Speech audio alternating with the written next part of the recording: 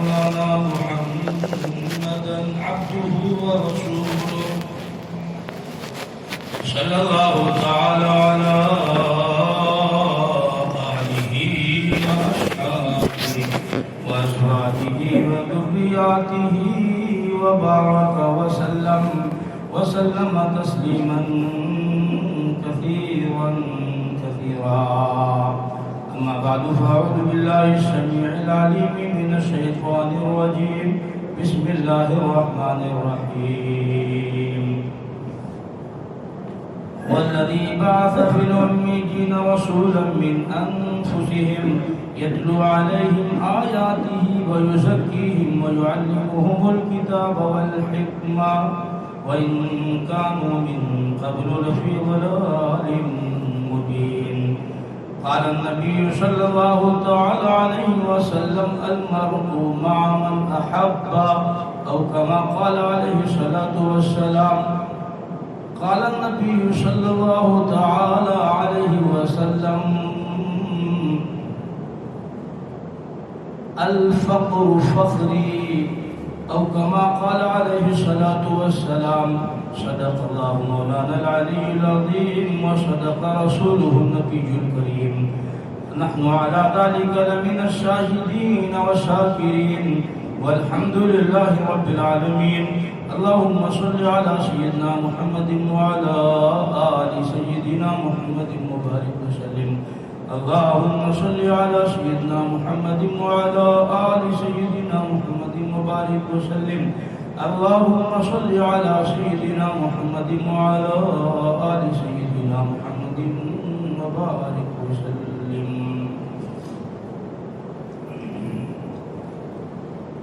گزشتہ کئی جمعوں سے حضرات صحابہ کرام رضوان اللہ تعالی علیہم اجمعین کے فضائل اور مناقب عرض کر رہا تھا اور بتایا تھا کہ جن لوگوں نے خالصتاً اللہ کے لیے اپنے جان کی قربانی پیش کی اللہ کے یہاں وہ بہت اونچا مقام پا گئے. دنیا کا ان کو کچھ ملا یا نہ ملا، تن تو وہ پھر بھی نہیں رہے، لیکن آخرت میں انہوں نے سب کچھ پا لیا.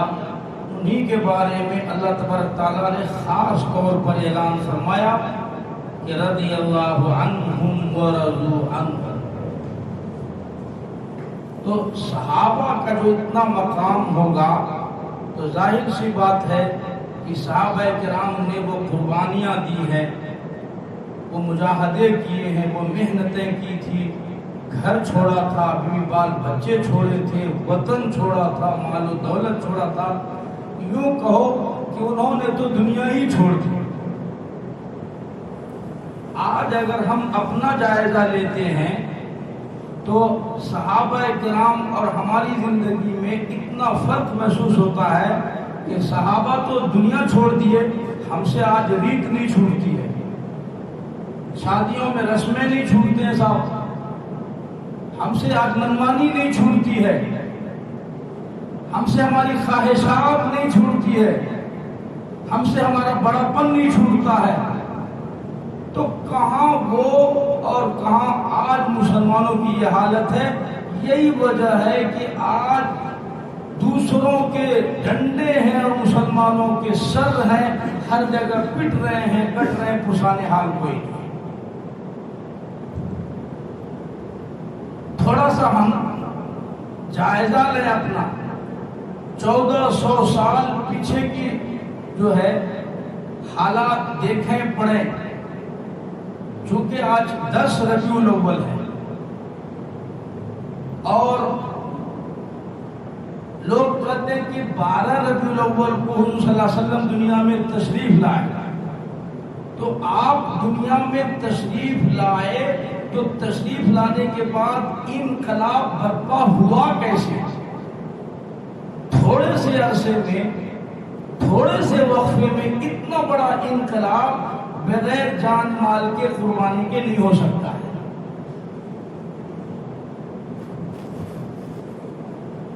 علماء نے لکھا ہے کہ محدثین کی رائے ہے کہ 8 ربیع الاول کو آپ پیدا ہوئے، بعض نے کہا 9 ربیع الاول کو، اور بعضوں نے کہا کہ نہیں 12 ربیع الاول کو آپ کی ولادت ہوئی. تو ولادت میں اختلاف ہے، بہت سارے اختلافات ہیں ولادت میں، لیکن علماء نے یہ لکھا ہے کہ وفات شریف میں کسی کا اختلاف نہیں ہے. حضرت ابو بکر صدیق رضی اللہ تعالیٰ عنہ سے لے کر کے آج تک کے تمام دنیا کے مسلمانوں کا اس پر اتفاق ہے کہ 12 ربیع الاول کو حضور اس دنیا سے تشریف لے گئے. تو بعض لوگ 12 ربیع الاول کو عید میلاد النبی، اور بعض جگہ جب ہم گئے اور وہاں پر جا کر کے معائنہ کیے اور تبصرہ کیا تو وہاں 12 وفات کے نام سے اس کو یاد کرتے ہیں. چلو تھوڑی دیر کے لیے مان لیتے ہیں ہم آپ کی بات، 12 ربیع الاول کو ہی پیدا ہوئے. عموماً دنیا میں ایسا نہیں ہوتا ہے کہ بندہ جس دن پیدا ہو اسی دن اس کا انتقال بھی ہو، بڑا مشکل مسئلہ ہوتا ہے.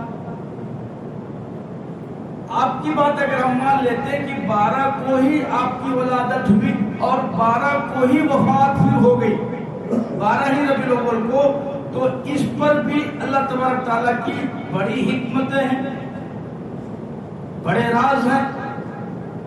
چونکہ امام الانبیاء دنیا میں تشریف لائے، تمام نبیوں کے سردار تشریف لائے ہیں، انتہائی خوشی کی بات ہے، انتہائی مسرت کی بات ہے. لیکن اس کے ساتھ ساتھ اللہ چونکہ عالم الغیب ہے، اللہ تبارک تعالیٰ کو سارے اگلے پچھلے باتوں کی خبر ہے، تو اللہ پاک جانتے تھے وقت آئے گا لوگ عید میلاد النبی کے نام پر پتہ نہیں کس کس طریقے سے ان تاریخوں کی بے حرمتی کریں گے. تو اللہ تبارک تعالیٰ نے انہی تاریخوں میں پھر حضور کی وفات بھی رکھی. کیوں؟ اس لیے کہ اگر جو ہے پیدائش کی خوشی ان کے سامنے آئے گی، پیدائش میں یہ لوگ خرافات کریں گے، تو سامنے 12 ربیع الاول کو وفات کا غم آ جائے گا، تاکہ غم ان کو نڈھال نہ کر سکے. اگر ان کو غم نڈھال کریں گے تو پیدائش کی خوشی سامنے ہوگی، پیدائش میں یہ بے قابو ہوئے تو غم وفات کا غم ان کے سامنے آ جائے گا، تاکہ امت اعتدال پر باقی رہے، شریعت پر سنت پر وہ باقی رہے اور سنتوں کو پھلانگنے نہ پائے. عموماً ایسا ہوتا ہے آدمی کو جب خوشی ہوتی ہے تب بھی وہ سنت اور شریعت کو بالائے طاق رکھ دیتا ہے، اور غمی ہوتی ہے تب بھی وہ اللہ کے حکموں کو توڑتا ہے. غم کی وجہ سے بھی پابندی نہیں ہوتی، اور جو ہے خوشی میں بھی انسان پھلانگ جاتا ہے. یہ ہم اپنی آنکھوں سے دیکھتے ہیں شادیوں میں اور کسی خوشی میں اور کسی خوشی میں. اسی طریقے سے وفات میں، غم میں بندہ اللہ کے حکموں کو پورا نہیں کر پاتا. اللہ بڑے بے نیاز ہے. اللہ اس امت کو ان تمام فتنوں سے بچانا چاہتے تھے، اسی لیے اللہ تبارک تعالیٰ نے ایک ہی تاریخ متعین فرمائی، 12 کو ہی ولادت، 12 کو ہی وفات. چلیے جائزہ لیتے ہیں. آپ صلی اللہ علیہ وسلم اس دنیا میں تشریف لانے والے ہیں، کن کن حالات کو آپ بیان کریں گے؟ حضور کی دنیا میں تشریف آوری سے پہلے جو دنیا کا حالات تھے اور دنیا کا جو معاشرہ تھا اور ماحول تھا، دنیا تاریکی کے گڑھے میں پھنس کر غرق ہو گئی تھی. کوئی انسان اللہ کا نام لینے والا نہیں تھا، کوئی خدا کو جاننے والا نہیں تھا، پہچاننے والا نہیں تھا. آپس میں دشمنیاں تھی، لڑائیاں تھے، جھگڑے تھے، فتنہ تھا، اور اس قدر جہالت نے بیڑا ڈالا کہ ایک انسان دوسرے انسان کا خون کا پیاسا تھا. تاریخ میں یہ لکھا ہے کہ کسی بندے کے کھیت میں ایک اونٹنی چلی گئی، جانور ہے چلا گیا، اس کو اپنا اور پرائے کا کیا پتا، جائز ناجائز اسے کیا معلوم، جانور کو حلال اور حرام اسے پتہ نہیں. وہ تو جانور ہے، لیکن کچھ جانور ایسے بھی ہیں جن کو 2 پیر والے جانور، جن کو پتہ ہی نہیں چلتا کہ حرام کیا حلال کیا، زندگی گزارتے ہیں مسلمان لیکن پتہ ہی نہیں چلتا کہ شریعت کیا سنت کیا ہے، گزر رہی ہے زندگی، جانور کو پھر کیا معلوم۔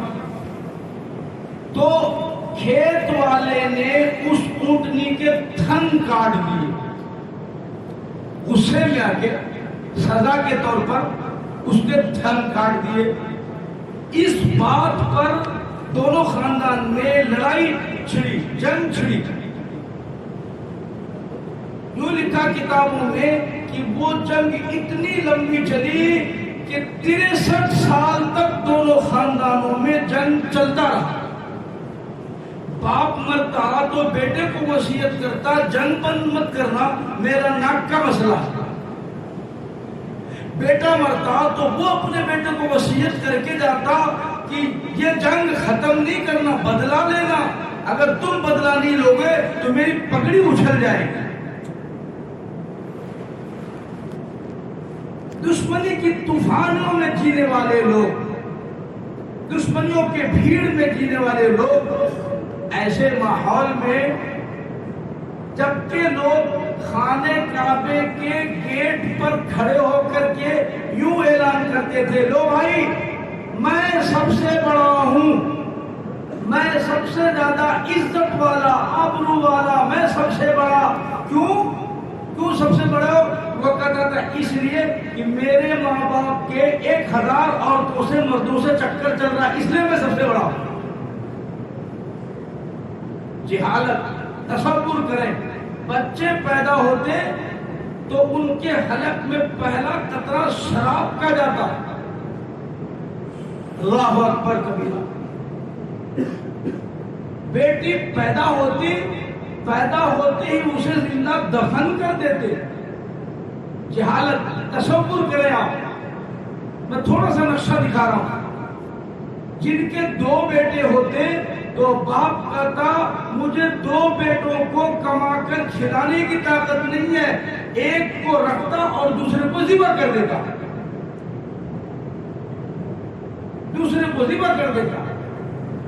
کسی کا شوہر مر گیا تو بیوی کو اس کے ساتھ دفن کر دیتے، تیرا شوہر مر گیا تو کیا کرے گی زندہ رہ کے۔ اتنے بے رحم اور اتنے ظالم لوگ، اتنے بدمعاش لوگ کہ زندہ جانور میں سے جہاں کا گوشت ان کو پسند ہوتا تو وہ ذبح نہیں کرتے، وہیں کا گوشت کاٹ لیتے، پکا لیتے، کھا لیتے اور جانور کو تڑپتا چھوڑ دیتے۔ آپ سوچ رہے ہوں گے حضرت ایسے ہی بک بک کر رہے ہیں، شاید قرآن کریم آپ اٹھا کے دیکھیں، 30واں سپارہ پڑھو، سورتیں آپ کو یاد ہوں گی سب کو، میں پڑھ کے بتاتا ہوں، آپ ترجمہ جا کے دیکھ لینا گھروں میں۔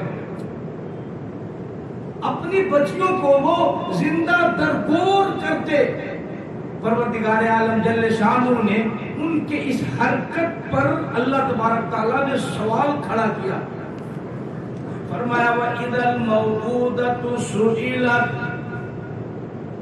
میں بھی ان سے پوچھوں گا، میں سوال کروں گا، باپ سے پوچھوں گا، ذمہ دار سے پوچھوں گا، بِأَيِّ ذَنبٍ قُتِلَتْ،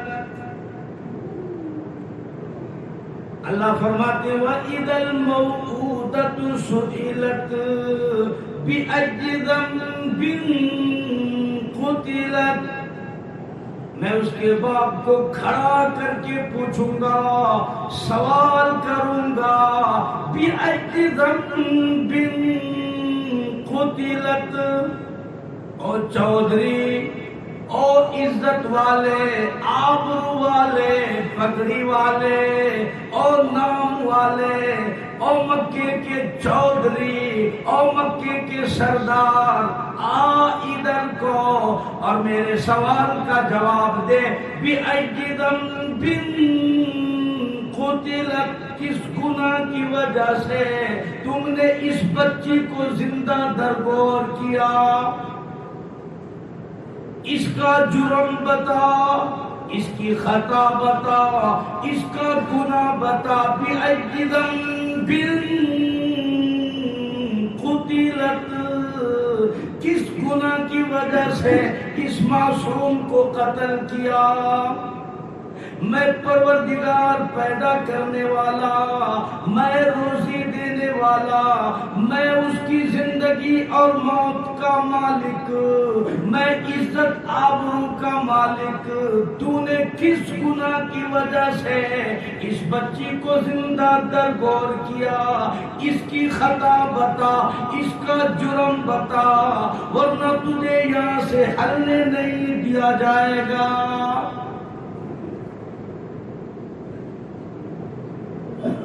پروردگار عالم جل شانہ نے اتنے برے ماحول میں علماء نے لکھا ہے کہ جیسے ہر چیز کی جوانی ہوتی ہے، شباب ہوتا ہے، اس کا ایک بچپنا ہوتا ہے، پھر اس کی جوانی ہوتی ہے، پھر اس کا ایک شباب۔ جیسے ہماری یہ مسجد ہے، پہلے اس کا کنسٹرکشن کا کام چل رہا تھا تو اس کی جو پیدائش تھی، اس کی پرورش ہو رہی تھی، آج یہ جوانی کے عالم میں، شباب میں ہے، لیکن ایک دن آئے گا اس کا بڑھاپا شروع ہو جائے گا، اس کے پینٹ جھڑنے شروع ہو جائیں گے، سیمنٹ جھڑنا شروع ہو جائے گا، پتھرے نکلنا شروع ہو جائیں گے، اس کا نقش و نگار کمزور ہونا۔ ہر چیز کی جوانی ہے، ہر چیز کا عروج ہے اور ہر چیز کا زوال ہے۔ علماء نے لکھا ہے کہ دنیا میں جتنی برائیاں تھیں، جتنے گناہ تھے، جتنے جرم تھے، ظلم تھے، عذاب تھا، تکلیف تھی، مصیبت تھی، حضور کے آنے سے پہلے پوری دنیا میں گناہ اپنے عروج پر تھا، شباب پر تھا، جوانی پر تھا۔ وہ گناہ جو انسان آج تصور نہیں کر سکتا، وہ گناہ وہ کرتے تھے۔ باپ مر گیا تو بیٹا اپنی ماں کو اپنے پاس رکھ لیتا، اب تو میری ملکیت ہے۔ بِأَيِّ ذَنبٍ قُتِلَتْ، تصور کرو آپ۔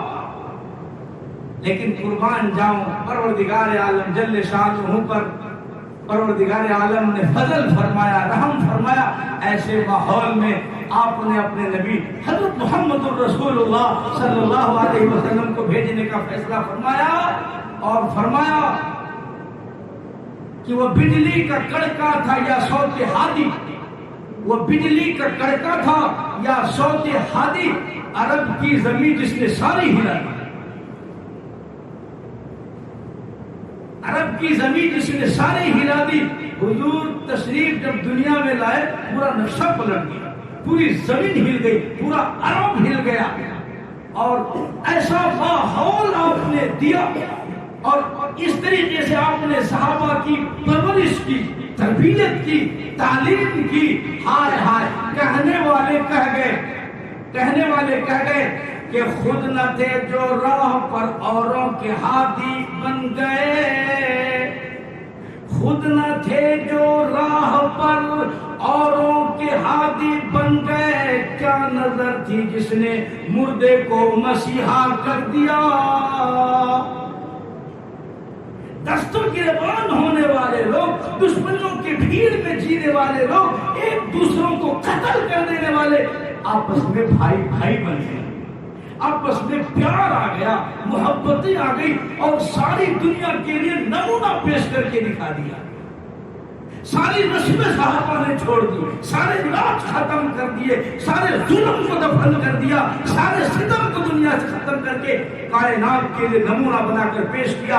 جب عمر کا نام آئے گا فاروق لگے گا، علی کا نام آئے گا حیدر کرار بولا جائے گا، عثمان کا نام جب بھی لیا جائے گا غنی کا خطاب ملے گا، ابو بکر کا نام زبان پر آئے گا، صدیق اکبر کہا جائے گا، اس سے پہلے اور کوئی خطاب ان کو نہیں ملے گا۔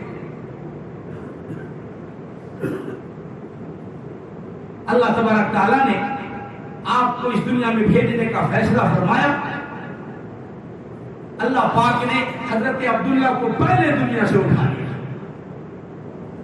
ابھی آپ ماں کے پیٹ میں ہیں، بطن مادر میں ہیں، حضرت عبداللہ کا انتقال ہوگا، آپ صلی اللہ علیہ وسلم دنیا میں آنے سے پہلے یتیم ہو گئے۔ اللہ بے نیاز، بڑا بے نیاز، بڑا بے نیاز. خدا کی قسم میرا پروردگار کسی کے سجدوں کو محتاج نہیں ہے. شکر ادا کرو تجھے سجدے کے اللہ توفیق دیا. تیرا اللہ پر احسان نہیں، اللہ کا تیرے پر احسان نہیں ہے. تیرے جیسے کروڑوں بندے سجدہ کرنے والے ہیں. شکر ادا کرو تیرے سر پہ ٹوپی ہے، یہ میرے پروردگار کا تجھ پر احسان ہے. شکر ادا کر تیرے چہرے پر سنت ہے، یہ میرے پروردگار کا احسان ہے. شکر ادا کر تیرے بدن پر لباس ہے، کروڑوں انسان بے لباس ہے. اللہ تجھے میں چاہتا بے عزت کرتا، ساری دنیا میں بے لباس کر دیتا. بڑا بے نیاز ہے وہ. چاہے اس کی بے نیازی کو کوئی دیکھنا چاہے، پڑھو سیرت کی کتابیں، پڑھو حدیث و قرآن کا مطالعہ کرو، تاریخ کی. اللہ چاہے تو ایک قطرہ، ایک گھونٹ کتے کو پانی پلانے پر اللہ مغفرت فرما دیتے. اور اللہ وہ بے نیاز بادشاہ ہے کہ بلم باور کے 400 سال کی خالصتاً عبادت کو وہ چاہے تو ٹھوکروں اٹھا کے پھینک دے. ہمیں تمہارے کسی عبادت کی کوئی ضرورت نہیں. بلم باور جس نے 400 سال تک خالصتاً اللہ کی عبادت کی، جب اللہ تبارک تعالیٰ پکڑنے پر آتا فرمایا بلم باور کمثل الکلب، بلم باور تو کتے کی طرح ہو گیا، کتے کی طرح. اللہ کسی کے حج کا محتاج نہیں، اللہ کسی کے عمرے کا محتاج نہیں، اللہ کسی کے عہدوں کا محتاج نہیں ہے، کسی کے سجدوں کا محتاج نہیں. وہ جس کا چاہے قبول کرے، جس کو چاہے رون دے، کوئی پوچھنے والا نہیں. دنیا میں تشریف لانے سے پہلے آپ یتیم ہو گئے، حضرت عبداللہ کو نے اٹھا لیا. سیدہ آمنہ خاتون رضی اللہ تعالی عنہا اپنے گھر میں بے وگی کی زندگی گزار رہی ہیں. ایسے ماحول میں جہاں ظلم و زیادتی اور ستم ڈھایا جا رہا ہے، حضرت آمنہ رضی اللہ تعالی عنہ بیوہ ہیں، غریب ہیں. حضرت عبداللہ کا انتقال ہو گیا.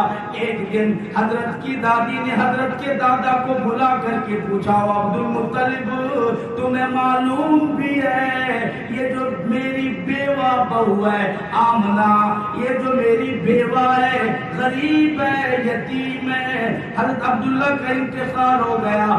آؤ میں ایک بات بتلاتی ہوں، یہ جو میری بیوہ بہو ہے پیٹ سے بھی ہے، حمل سے بھی ہے، مجھے بڑا ڈر لگتا ہے یہ میری بیوہ بہو عطر استعمال کرتی ہے بھی پیٹ سے، ہے بھی حمل سے، اوپر سے بیوہ ہے، غریب ہے، اس کے باوجود عطر استعمال کرنا، خوشبو استعمال کرنا اس کے لیے کیا معنی رکھتی ہے؟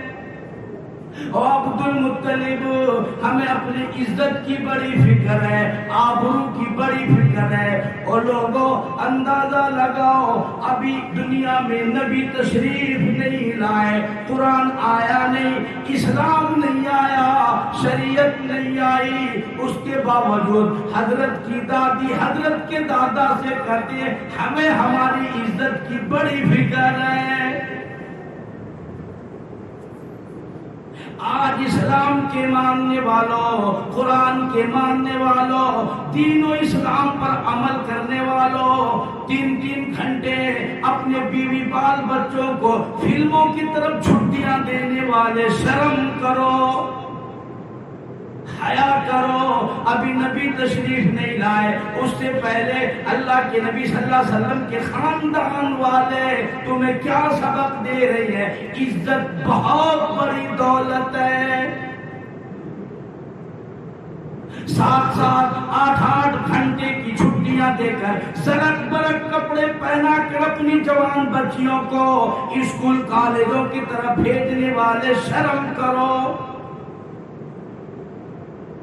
حضرت عبد المطلب نے جواب دے دیا، تو بلا کر کے کیوں نہیں پوچھ لیتی، کیوں نہیں معلوم کر لیتی؟ اور حضرت عبد المطلب کہنے لگے حضرت کے دادی سے، تمہیں معلوم نہیں، تو گھر میں رہتی ہے، تو آنگن میں رہتی ہے، تو اپنے پردے میں رہتی ہے، میں مرد ہوں، میں باہر رہتا ہوں، مجھے مکے والے پوچھتی ہیں، محلے والے پوچھتی ہیں، گلی والے پوچھتی ہیں، او عبد المطلب تیرے گھر میں عطر کی بارش کہاں سے ہوئی؟ او عبد المطلب تو غریب ہے، محتاج ہے، تمہارے پاس کھانے کے پیسے نہیں، ہمیں بھی معلوم ہے، لیکن تیرے گلیوں میں سے عطر کی خوشبو آتی ہے، تیرے گھر میں سے عطر کی خوشبو آتی ہے، میرے میں سے خوشبو آتی ہے، جس طرف وہ حضرت آمنہ گزر جاتی ہے وہ گلیاں معطر ہو جاتی ہے، جس جگہ دھوپ پھینکتی ہے اس میں بھی خوشبو اور عطر ہے۔ میں ان مکے والوں کو کیا جواب دوں؟ میرا سر شرم سے جھک جاتا ہے، میرا سر شرم سے جھک جاتا ہے۔ وہ گلیاں والے پوچھتی ہیں، مکے والے پوچھتی ہیں، اپنے اور پرائے پوچھتی ہیں، عبد المطلب تیرے گھر میں یہ عطر کی بارش کہاں سے ہوئی؟ میں کیا جواب دوں؟ کن کا منہ بند کروں؟ 10 آدمی 10 رقم کے بات کرتے ہیں اور پتہ نہیں کیا کیا میرے پیچھے بولتے ہیں، بلاؤ آمنہ کو۔ حضرت کی دادی کہنے لگ گئی میں اسی لیے تمہیں کہتی ہوں، میں نے کئی مرتبہ اپنی بیوہ بہو کو بلایا لیکن ہمت کر کے کسی طریقے سے کہنے کی کوشش کی، ہمت کیا، بڑی جرت جمع کر کے میں جیسے ہی اپنی بیوہ بہو کے چہرے پر نظر ڈالتی ہوں مجھ پر ایک روب پڑ جاتا ہے،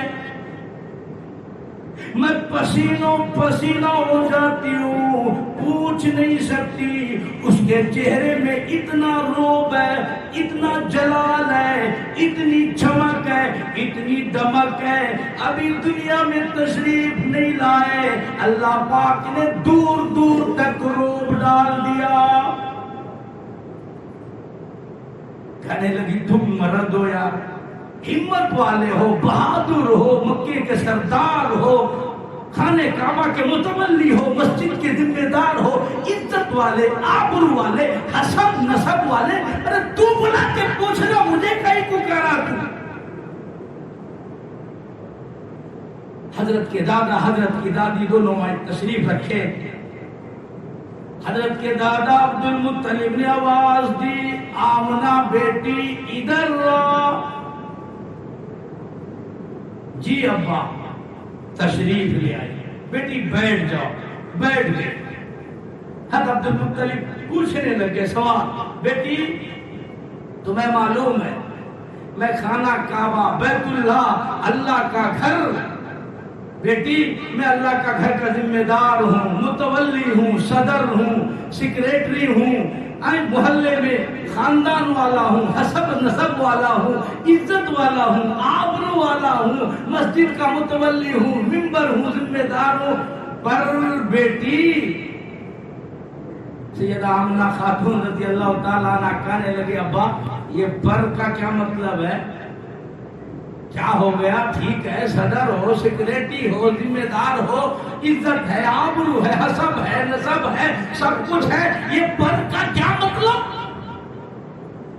بیٹی وہ جو تم عطر استعمال کرتی ہو نا، پتہ نہیں کیا بات ہے، تیرے گھر سے بھی عطر کی خوشبو آتی ہے، تمہارے آنگن سے خوشبو آتی ہے، جس گلی سے گزرتے ہو وہاں سے خوشبو آتی ہے، ارے جہاں تم تھوکتی ہو وہاں خوشبو، جہاں بیٹھتی ہو وہاں خوشبو، جدھر سے چلتی ہو وہاں خوشبو۔ اور ہمیں بھی پتہ ہے یہ خوشبو کوئی عام خوشبو نہیں ہے، کوئی خاص خوشبو ہے۔ حضرت عبد المطلب کہنے لگے بیٹی میں نے بھی بڑے عطر دیکھے، عراق کا دیکھا، ایران کا دیکھا، یمن کا دیکھا، حجاز کا دیکھا، میں نے کئی ملکوں کا عطر دیکھا، مجھے بھی پتا ہے جو عطر تو استعمال کرتی ہے وہ کوئی عام خوشبو نہیں، کوئی خاص خوشبو ہے۔ او میری بیٹی، او میری بیوہ بہو، ہمیں اپنی عزت کا بڑا ڈر ہے، اپنی عزت کا بڑا خوف ہے، اپنے نام کا، اپنے عہدے کا بڑا ڈر ہے، اللہ نہ کرے کوئی مصیبت آ جائے۔ اللہ پاک نے تجھے عزت دیا، آبرو دیا، پر یہ عطر تو کیوں استعمال کرتی ہو؟ علماء کرام نے لکھا، اتنا سنتے ہی سیدہ آمنہ رضی اللہ تعالی عنہا رونے لگ گئی اور عرض کرنے لگ گئی، او میرے ابا میں آپ کو کیا بتاؤں، ساری زندگی میں ساری عمر میں حضرت عبداللہ کے انتقال کے بعد ساری عمر میں نے کبھی اس طرح استعمال نہیں کیا، ساری زندگی میں کبھی تر کی دکان کبھی نہیں گئی، منڈی کبھی نہیں گئی، مارکیٹ کبھی نہیں گئی، کبھی تم نے لا کر ہمیں نہیں دیا، کسی سہیلی نے لا کر نہیں دیا۔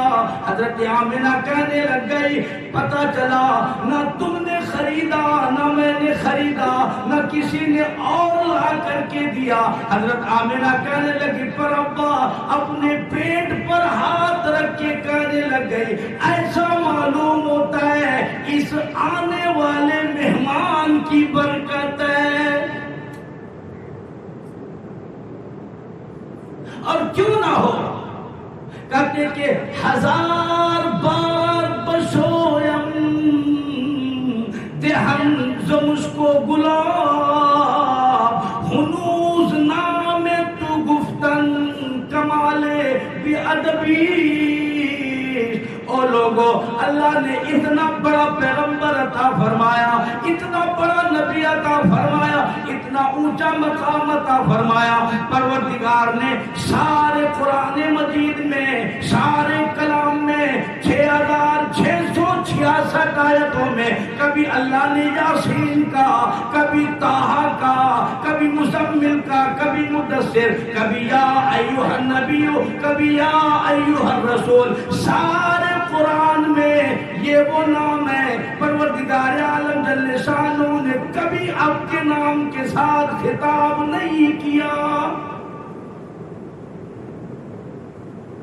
کہنے لگی، ابا تم نے صرف خوشبو سونگی ہے، تم نے تو صرف عطر سونگی ہے، میں اور اگر کچھ بات بتلاؤں تو تم تو مجھے دیوانی کہو گے، پاگل کہو گے، مینٹل ہاسپٹل میں ایڈمٹ کرا دو گے، کیا کیا بتلاؤں میں تمہیں؟ سیدہ آمنہ کہنے لگ گئے، عبد المطلب مجھے یہ چاند سلام کرتا ہے، ستارے سلام کرتی ہے، سورج مجھے سلام کرتا ہے، اور کہنے لگا عبد المطلب تمہیں نہیں معلوم، جب میں سونے کے لیے بستر پر جاتی ہوں، ایسی عورتیں جو نہ تم نے دیکھی نہ میں نے دیکھی، ساری کائنات میں کبھی ایسی عورتیں ہم نے تم نے نہیں دیکھا، وہ عورتیں آ کر مجھے پنکھا جلتی ہے اور مبارکباد پیش کرتی ہے، آمنہ تجھے مبارک ہو، ساری کائنات کا سردار آ رہا ہے۔ اور کچھ بتاؤں، پاگل کہو گے، دیوانے کہو گے، ایسے حالات پیش آتے ہیں، حوریں آ کر مجھے غزلیں سناتی ہیں، لوریاں سناتی ہیں، فرشتے پنکھے جھلتے ہیں، کیا کیا تجھے بتاؤں؟ اللہ اکبر کبیرہ۔ پروردگار عالم جل شانہ نے وہ مقام عطا فرمایا۔ توجہ کرنا، آج لوگ پوچھتے ہیں حضرت آمنہ کا مقام کیا، میں صرف ایک بات تم کو جواب میں کرتا ہوں۔ آج کسی بادشاہ کی نظر کسی کی بیٹی پہ پڑ جائے، کسی کے لوگ کہتے صاحب مزہ آ گیا، لوگ کہتے مزہ آ گیا یار، فلاں کی بیٹی کا رشتہ فلاں بادشاہ سے ہو گیا، ملک کے وزیر اعظم سے، منسٹر سے، فلاں سے، یوں سے، لوگ کہتے واہ صاحب قسمت جاگ اٹھی، مزے آ گئے۔ اور لوگوں اس کو کیا کہو گے؟ حضرت حوا سے لے کر کے قیامت تک کی ساری نسوانیوں میں، عورتوں میں، مستورات میں، خواتین میں پروردگار عالم جل شانہ نے نظر ڈالا، اپنے محبوب کی پیدائش کا انتخاب کرنا چاہا، پروردگار عالم جل شانہ کو آمنہ پسند آ گیا۔ کیا کہو گے آمنہ کے مقدر کو؟ پروردگار نے تمام عورتوں پر جب نظر ڈالی ان میں مس انڈیا بھی تھی، جس کے پیچھے آج یہ نوجوان پھرتے ہیں، ان کو اپنے فیس بک میں ان کے اسٹیٹس میں لے کر کے بڑے خوش ہوتے۔ اگر تم آمنہ کو دیکھ لو گے مقام، خدا کی قسم ان تمام مس کو بھول جاؤ گے۔ پروردگار عالم جل شانہ نے اپنے محبوب کا انتخاب کرنا چاہا، آمنہ پسند آ گیا۔ آمنہ کے مقدر کو کیا کہو گے؟ خدا کی قسم تمہیں ساری زندگی میں کبھی حضور کی زیارت نہیں ہوئی، مرنے کے بعد پتہ نہیں زیارت ہوگی یا نہیں ہوگی۔ آمنہ اتنی مقدر والی مائی ہے جس نے 9 مہینے امام الانبیاء صلی اللہ علیہ وسلم کو اپنے پیٹ میں بسیرا کیا، جس نے لاکھوں مرتبہ اپنے نور نظر لخت جگر کا دیدار کیا۔ بڑی اونچی ہستی کی مائیں ہیں۔ خدا کی قسم ہمارا تو یہ عقیدہ ہے کائنات میں حضور کی اماں جیسی ساری کائنات میں اور کوئی ماں نہیں ہو سکتی، اس کے مرتبے کا، اس کے مقام کا کوئی اور نہیں ہو سکتا۔ اللہ ہمیں ان پاک ہستیوں کی صدقے میں معاف فرمائے۔ اللہ ان دنوں میں ہمیں کثرت سے درود شریف کی اللہ توفیق عطا فرمائے، محبتوں کی توفیق عطا فرمائے۔ جتنا ہو سکے درود شریف کی کثرت کرو، تلاوت کی کثرت، رسم و رواج کو چھوڑو۔ کوئی رسم نہیں، کوئی رواج نہیں ہے، حضور نے کسی رسم کے بارے میں تاکید نہیں فرمائی ہے، کوئی چیز نہیں بتایا۔ ان دنوں میں کثرت سے تلاوت کرو، درود شریف پڑھو، توبہ استغفار کرو، شریعت اور سنت کی پابندی کرو، باقی انشاءاللہ پھر بعد میں چلتا رہے گا۔ اللہ پاک ہمیں آپ کو قبول فرمائے، کہنے سے سننے اللہ عمل کی توفیق اور ہمت نصیب فرمائے، آمین۔ وآخر دعوانا الحمدللہ رب العالمین۔